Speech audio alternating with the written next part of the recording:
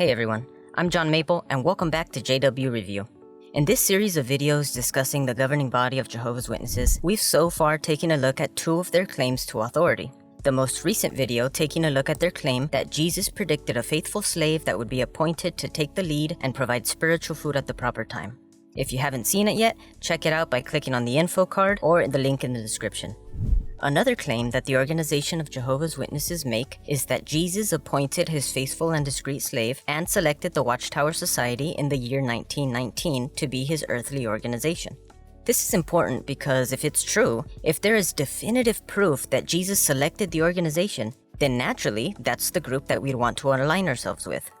That's why today we'll be taking a look at this claim and answering the question, did Jesus pick the Watchtower Society in 1919?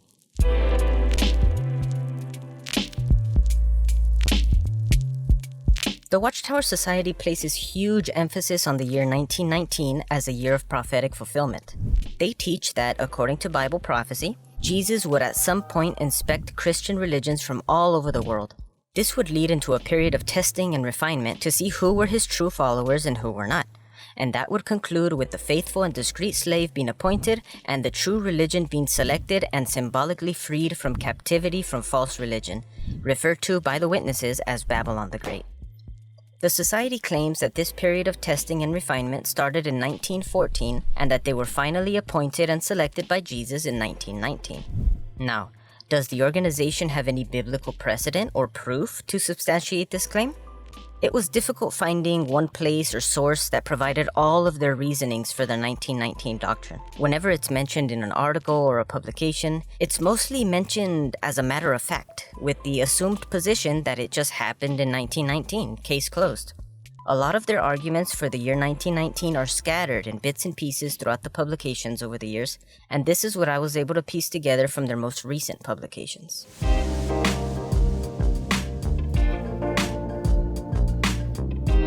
There are three prophecies that the organization points to give weight to their 1919 claim. Their first prophecy is found in Malachi chapter 3. The October 2019 Watchtower has this to say regarding the fulfillment of this prophecy in an article titled 1919, 100 Years Ago. By the end of 1919, several important prophecies involving the last days had been fulfilled. The testing and refinement of God's people, foretold at Malachi 3, 1-4, was complete. Jehovah's people had been released from their symbolic captivity to Babylon the Great, and Jesus had appointed the faithful and discreet slave. The second prophecy is the one about the dry bones from Ezekiel, and the other is the prophecy of the two witnesses from Revelation.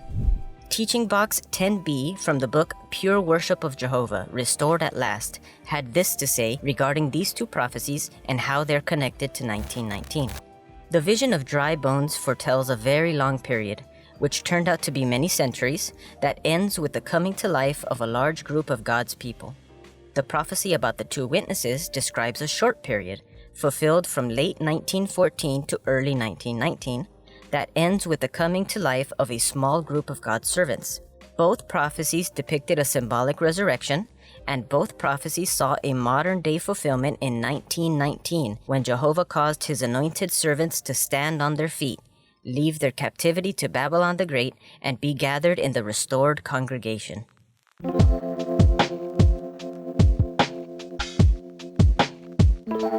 So, according to the Watchtower Society, we have three Bible prophecies that they claim point to and give weight to their 1919 doctrine. Malachi 3, 1-4, which they say predicted how Jehovah would test and refine his true followers, unite them, and separate them from Babylon the Great. Ezekiel 37, 1-14, which they say predicted how Jehovah gathered his resurrected anointed ones into his new tested, refined, and restored congregation.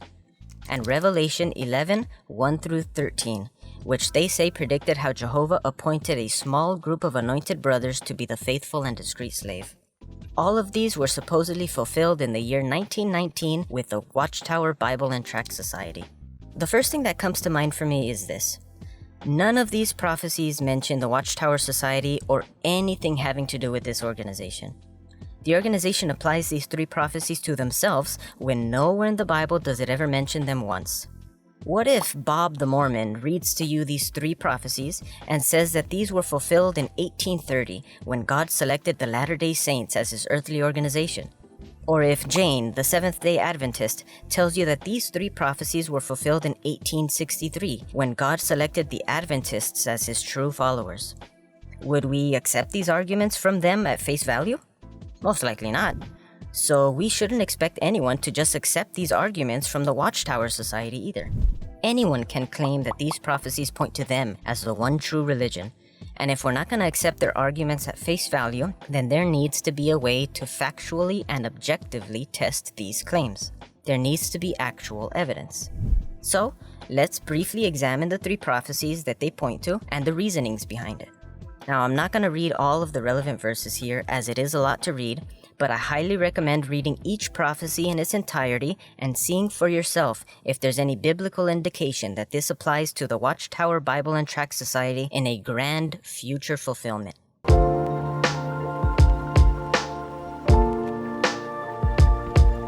Let's start with the prophecy of Ezekiel. In this prophecy, Ezekiel sees himself standing in a valley full of dry human bones. God reveals that the bones are of the people of Israel, and the prophet is then tasked with resurrecting them and bringing them back to the land of Israel. Some believe that this prophecy was fulfilled when Israel returned to their homeland after Cyrus freed them from captivity to Babylon, while others feel that this prophecy has yet to be fulfilled. The Watchtower Society, however, believes that this prophecy is about them, interpreting the dry bones as God's spiritual Israel, the anointed class, being gathered up into true worship. How they arrived to this conclusion is beyond me. Other than the prophecy itself, there's no evidence at all that this points to the Watchtower Society other than wishful thinking on their part.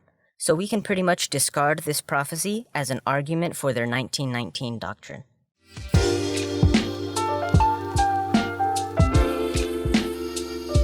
Next, let's take a look at the prophecy in the book of Revelation. In this prophecy, John speaks of 2 witnesses that will dress in sackcloths for 1,260 days, or 3.5 years. These 2 would eventually be killed by the wild beast, but after 3.5 days, they would be resurrected and would inflict fear on everyone that witnessed their revival. Afterwards, there would be a big earthquake that killed 7,000 people and destroyed 1/10 of the city. Now, Watchtower interprets the 2 witnesses as those taking the lead in the organization. The prophecy states that for 1,260 days they would be preaching in sackcloth. The society starts the 1,260 days in the year 1914, the year in which they claim Jesus returned invisibly and began ruling as king. After the 1,260 days, in mid-1918, the 2 witnesses were killed by the wild beast, which they claim was fulfilled when Rutherford and his associates were convicted and arrested at the behest of the clergy.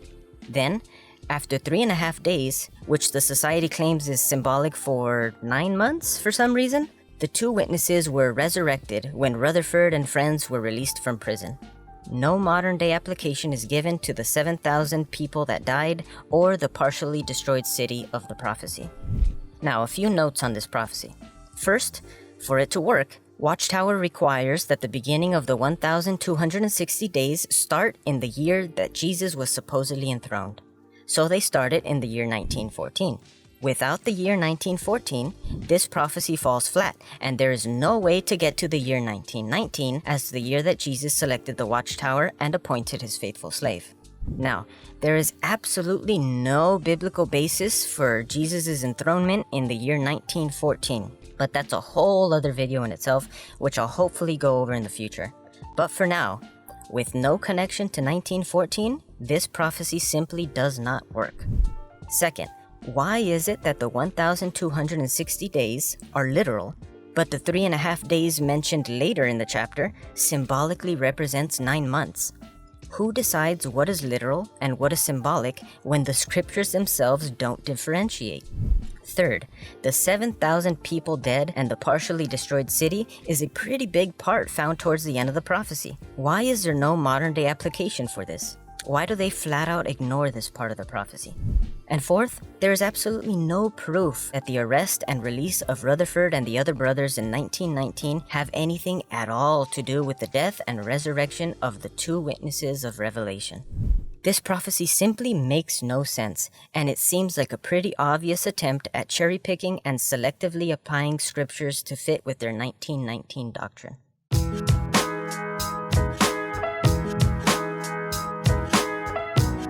Lastly, let's take a look at the prophecy in Malachi. In this prophecy, Malachi foretells that there will be a messenger sent by Jehovah who would clear up the way to true worship. Afterwards, Jesus Christ would symbolically come to his temple and act as a refiner and cleanse the temple to unite all true Christians. The Organization of Jehovah's Witnesses interpret the messenger from this prophecy as Charles Taze Russell and his associates, who cleared up the way by restoring Bible truths.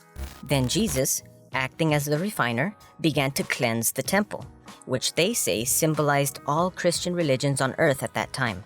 This supposedly started in 1914 and ended in 1919 when he finished cleansing the temple and united God's people in true worship by selecting the Watchtower Society as the one true religion and appointing his faithful and discreet slave. Now, this prophecy is a little different from the others because we can actually identify its fulfillment. And surprise, surprise, it has absolutely nothing to do with the Watchtower Society. The prophecy starts off by saying this in Malachi 3, verse 1. Look, I am sending my messenger, and he will clear up a way before me. Now, how do we know that this prophecy was fulfilled? Well, let's take a look at Matthew 11:10. Here, Jesus is speaking about John the Baptizer when he said, "This is the one about whom it is written, Look, I am sending my messenger ahead of you, who will prepare your way ahead of you." And there it is, prophecy fulfilled. Yet, the Watchtower tries to get around this by saying that there is actually a larger fulfillment to this prophecy.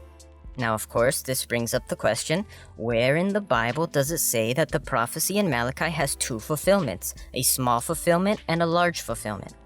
It doesn't. Anywhere in the Bible. This is the organization once again adding to the scriptures something that isn't there in order to fit their doctrine. Now, there's one final line of reasoning that the organization uses as proof. They claim that they were the only religion that was teaching the truth at that time, and this is due to the fact that Jesus cleansed the temple by separating his people from false religion, with the help of Charles Taze Russell, of course, who paved the way for Jesus by helping to restore Bible truths. Setting their obvious circular reasoning aside, this still wouldn't be an accurate statement. Let's take a quick look at some of the things that they were teaching back then when Jesus supposedly inspected and cleansed the temple. They taught that Jesus began ruling invisibly in 1878. Celebrating Christmas was acceptable. Pyramidology was used to interpret Bible prophecy. The Christian cross was acceptable. All righteous Christians go to heaven. Blood transfusions were acceptable. Birthday celebrations were acceptable. Jesus was to be worshipped alongside Jehovah, and smoking was acceptable.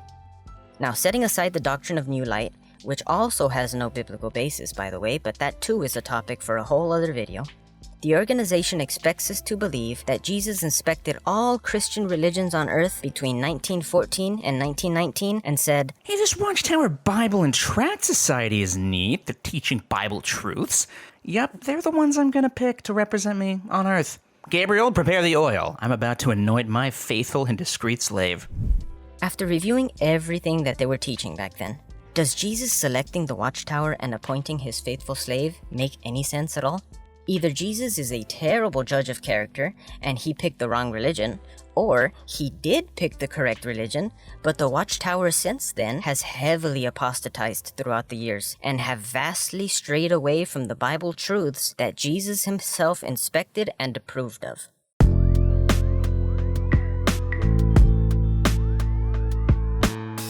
When examining the Watchtower Society's claim that Jesus selected them as the one true religion and appointed the faithful slave in the year 1919, we find absolutely no evidence to back up this claim, and none of their arguments about prophetic fulfillment stand up to scrutiny.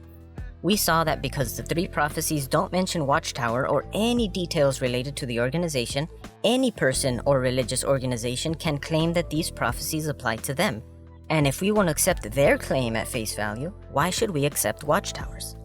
Regarding Ezekiel's prophecy, we saw that the Watchtower applies this to themselves without providing any evidence or biblical precedent other than wishful thinking. Regarding John's prophecy in Revelation, we saw that this prophecy doesn't work without the 1914 start date. We saw that they conveniently pick and choose what part of the prophecy is literal and what part is symbolic. We also saw that they completely ignore the end of the prophecy regarding the destroyed city and the 7,000 people that died. And finally, we saw that their attempt to link Rutherford's arrest and subsequent release from prison to the two witnesses' resurrection has zero biblical basis, and they provide no evidence to back it up. Regarding Malachi's prophecy, we saw that the Bible already makes it clear that this prophecy has been fulfilled, according to Matthew 11:10. And nowhere in the Bible does it ever state that this prophecy has a greater, larger fulfillment. And lastly, we saw that their claim that Jesus inspected and selected the Watchtower because they were the only ones teaching Bible truths falls flat when we take a look at some of their teachings during the supposed inspection period. By this point, it should be fairly obvious that the authority that the governing body of Jehovah's Witnesses have was self-appointed and not given to them by Jehovah or Jesus. If there wasn't a first-century governing body pattern to follow, if the teaching of the faithful slave was not prophetic and was actually nothing more than a parable, and if there is zero proof that they were selected in 1919 by Jesus, as well as all of their arguments falling flat and not standing up to scrutiny, then the simple fact is that they have no God-given authority over the Christian congregations. If you are a believing Jehovah's Witness, this should be extremely important to you, especially considering the Bible's warnings about following men rather than following God. So, rather than continuing to blindly submit yourself to the authority of these men, I ask you to please apply some critical thinking and examine the claims made by this organization, especially when it comes to following and teaching others about these harmful doctrines and policies, like shunning, blood transfusion refusals, discouraging of higher education, their negligent policies regarding child sexual abuse, and so many more policies and teachings that have harmed tens of thousands of Jehovah's Witnesses around the world. Thank you guys again for watching. I hope you enjoyed this video, and if you did, please don't forget to like, subscribe, and comment below. Special shout out to all of my patrons who are helping to support my work, and if you'd like to support my channel as well, please consider becoming a patron over at patreon.com/jwreview. See you guys in the next video. Testing 1, 2, 3. Some line readings coming at you. Hey, this Watchtower Bible and Tract Society is neat. They're teaching Bible truths. Yeah, they're the ones I'm gonna pick to represent me on Earth. Gaby boy, prepare the oil. I'm about to anoint my faithful and discreet slave.